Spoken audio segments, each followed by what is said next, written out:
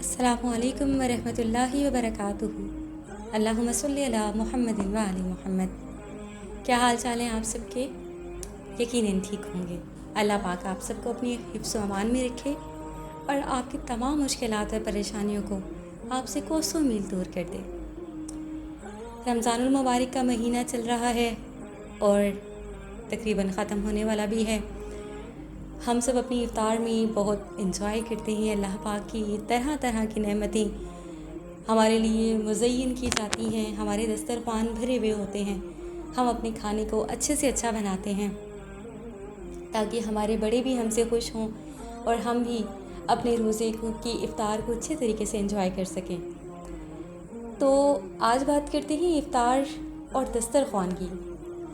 दस्तरख़्वान अल्लाह रब्बुल इज़्ज़त की तरफ से बहुत बड़ी नेमत होती है और कहा जाता है कि दस्तरख़्वान लगा कर ही खाना खाना चाहिए, इससे आपके गुनाह मुआफ़ होते हैं।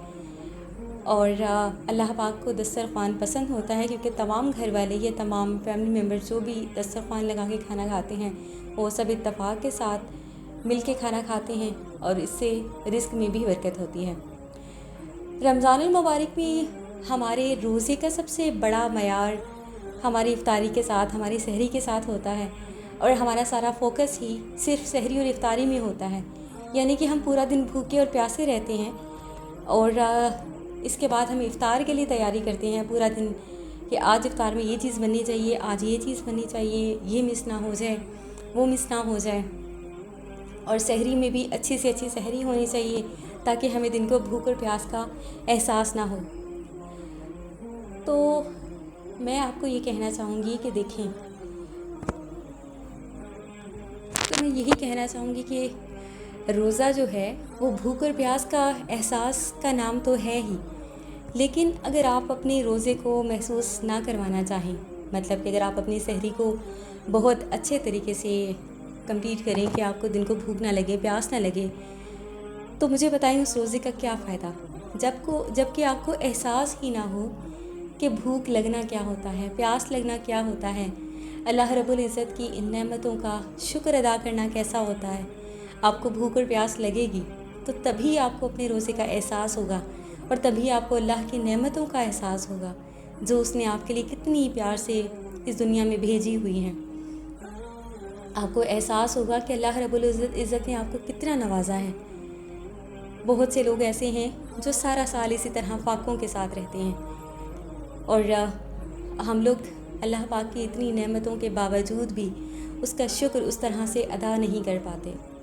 हमारे अंदर वो तकवा नहीं रहता क्योंकि रमज़ानुल मुबारक में मैंने बहुत मर्तबा देखा। कल भी एक इफ़्तार पे जाने का मौका मिला तो रास्ते में रास्ता बंद था। इफ़्तार में सिर्फ कुछ मिनट बाकी थे, तकरीबन 10 से 15 मिनट बाकी थे और जब हम लोग वहाँ पे गए और इतना लंबा सफ़र तय करके थोड़ा सा सफ़र वहाँ से शॉर्टकट में आ रहा था, तो वहाँ से जब हम निकलने लगे तो वहाँ रास्ता बंद था। किस वजह से? क्योंकि लड़ाई हो रही थी और इतनी शदीद लड़ाई हो रही थी कि 10 से 15 लोग उसके इर्द गिर्द भी खड़े थे और सभी आपस में झगड़ रहे थे, एक दूसरे को मार रहे थे।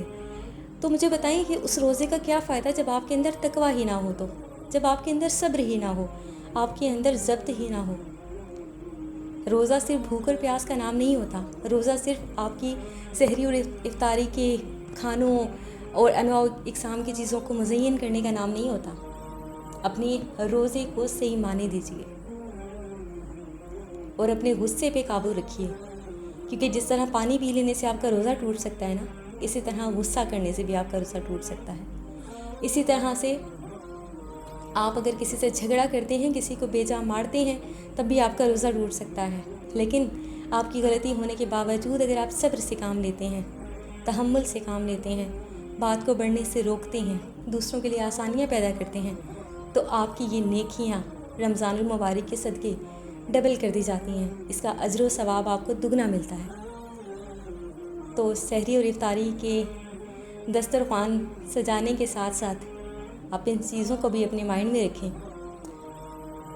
अल्लाह पाक आप सबको सही मानों में रोज़ा रखने की और उसकी फ़जीलतों और बरकतों से फ़ायदा उठाने की तौफ़ीक़ अता फ़रमाए। अपनी दुआओं में अपनी इस बहन को भी याद रखिएगा। उम्मीद करती हूँ मेरी ये आज की वीडियो आपको अच्छी लगे। तो इंशाल्लाह अगली वीडियो में मुलाकात होती है। अपना ख्याल रखिएगा। अल्लाह हाफ़िज़।